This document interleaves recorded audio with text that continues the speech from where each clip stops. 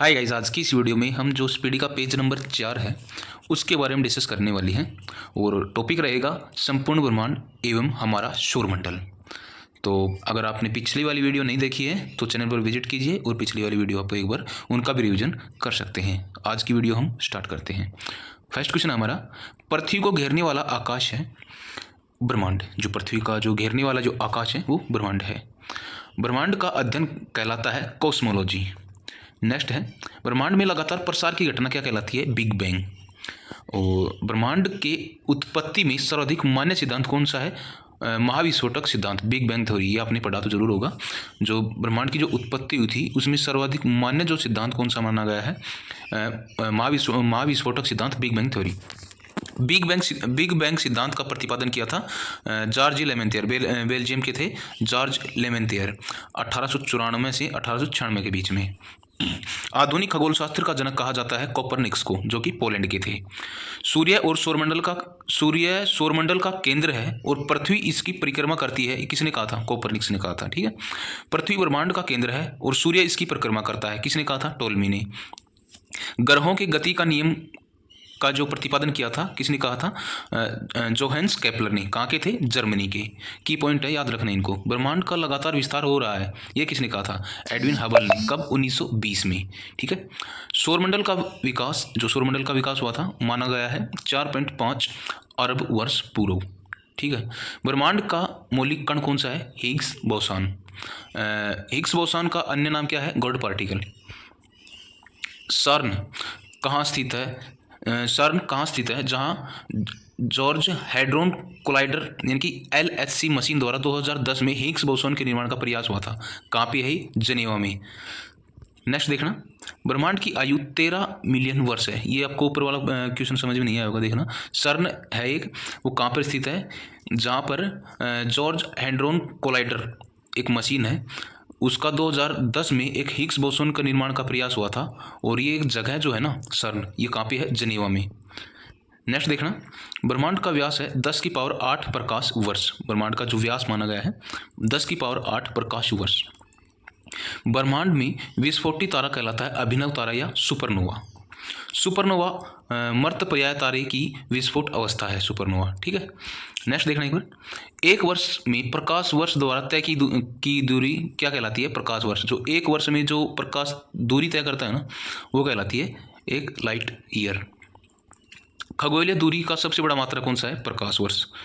एक पारसेक बराबर होता है 3.26 प्रकाश वर्ष। एक प्रकाश वर्ष मात्रा किसका होता है? दूरी का। एक प्रकाश वर्ष बराबर होता है, एक प्रकाश वर्ष जो होता है ना, 9.46 मल्टीप्लाई 10 की पावर 12 किलोमीटर, या फिर हम मीटर में बात करें तो 9.46 गुणा 10 की पावर 15 मीटर। 10 की पावर 15 मीटर है, 1015 नहीं है, 10 की पावर 15 मीटर होता है। ठीक है।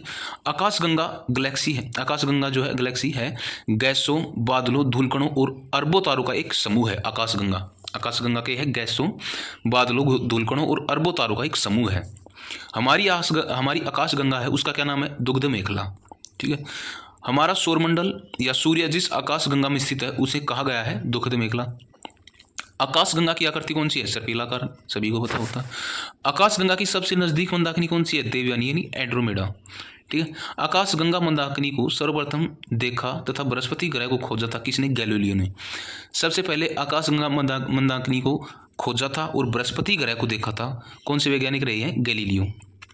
नेबुला, निहारिका, नेबुला जो है अंतरिक्ष में धूल और गैसों का एक विशाल बादल है ये नेबुला। ठीक है, जिसे निहारिका भी कहा जाता है। नंगी आंखों से देखने वाला नेबुला ओरियन है। कौन सा है? नंगी आंखों से देखने वाला नेबुला कौन सा है? वो है ओरियन। पल्सर होते हैं तेजी से घूमने वाले न्यूट्रॉन होते हैं, तारे होते हैं। ब्रह्मांड का प्रकाश स्तंभ कहलाता है पल्सर। ठीक है। तारों में ऊर्जा का स्रोत कौन सा है? नाभिकीय संलयन। जो तारों में जो ऊर्जा डेवलप होती है वो कौन सी विधि है? नाभिकीय संलयन है। ठीक है। तारों का मुख्य घटक हाइड्रोजन व हीलियम है। पृथ्वी का निकटतम तारा सूर्य है। सूर्य का निकटतम तारा प्रोक्सिमा सेंचुरी। ये की पॉइंट है, ध्यान रखना इनको। सबसे चमकीला तारा कौन सा है? साइरस यानी कि डॉग स्टार है। तारे का रंग सूचक जो तारे का रंग सूचक होता है उसके ताप पर निर्भर करता है वो। ठीक है। तारों का टिमटिमाना, प्रकाश का अपवर्तन, बहुत इंपॉर्टेंट क्वेश्चन है। ब्लैक होल सिद्धांत दिया एस चंद्रशेखर ने। एस चंद्रशेखर को नोबेल पुरस्कार मिला 1983 में। वह सीमा जिसके बाहर तारे अंतरिक्ष मृत्यु से ग्रस्त होते हैं क्या कहलाता है वो? चंद्रशेखर सीमा। वह सीमा जिसके बाहर तारे अंतरिक्ष मृत्यु में ग्रस्त होते हैं क्या कहलाता है वो? चंद्रशेखर सीमा।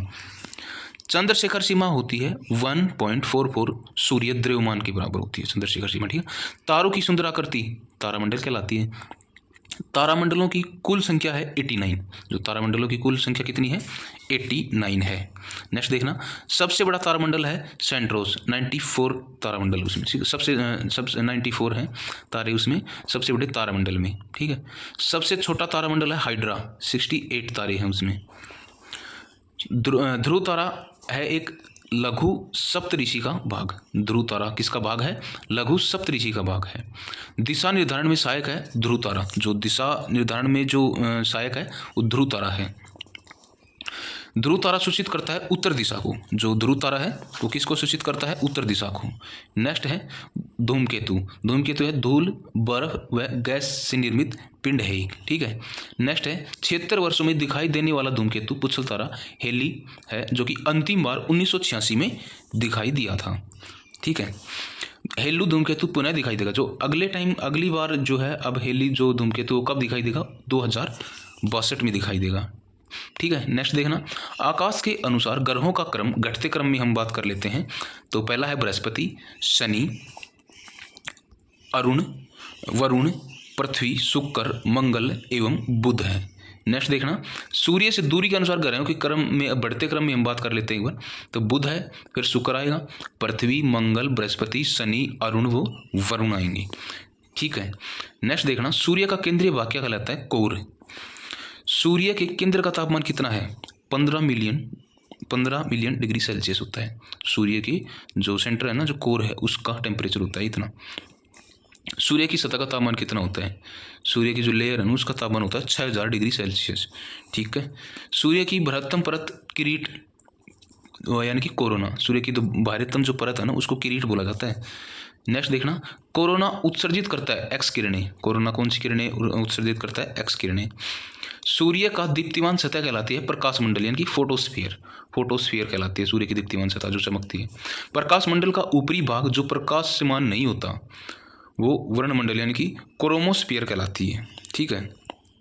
नेक्स्ट देखना, सूर्य का जो प्रमुख घटक हाइड्रोजन 71% होती है इसमें, हीलियम 26.5% और अन्य तत्व होते हैं 2.5%। नेक्स्ट देखना, सूर्य की ऊर्जा का स्रोत है नाभिकीय संलयन। जो सूर्य में जो ऊर्जा डेवलप होती है वो कौन सी जो स्रोत है, ऊर्जा का स्रोत है सूर्य की का, वो है नाभिकीय संलयन के द्वारा, ठीक है। सूर्य का आकार जो है वो पृथ्वी से 109 गुना बड़ा है। सूर्य का आकार पृथ्वी से 109 गुना बड़ा है, ठीक है। सूर्य एवं पृथ्वी के बीच की औसत दूरी है, सूर्य और पृथ्वी के बीच की जो औसत दूरी है वो 149.598 मल्टीप्लाई 10⁶ या फिर 149.6 मिलियन किलोमीटर बताई गई है। जो सूर्य और पृथ्वी के बीच की जो औसत दूरी बताई गई है ना, वो 149.598 मल्टीप्लाई 10⁶ या फिर 149.6 मिलियन किलोमीटर बताई गई है।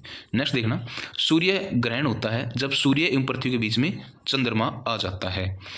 चंद्र ग्रहण होता है जब सूर्य और चंद्रमा के बीच में पृथ्वी आ जाती है, सीधी सी बात है। चंद्रमा ज्योतिषम ग्रह है। पृथ्वी की परिक्रमा एक परिक्रमा करता है तो जो 27 दिन और 8 घंटे लेता है लगभग।